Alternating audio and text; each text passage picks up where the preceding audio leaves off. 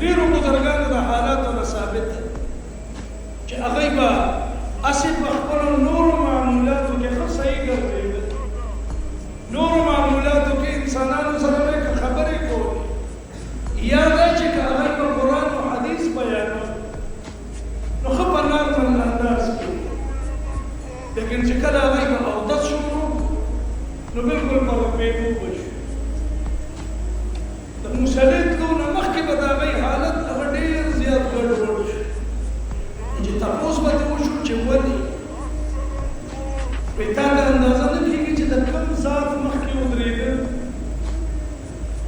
او بل دا چې دا سورة فاتحه چې د دې په معانیو باندې غور وکړي، د دې په تفسیر باندې غور وکړي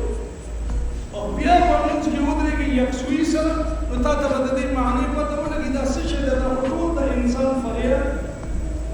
الله طرف ته خپل حاجات هغه پیش کول،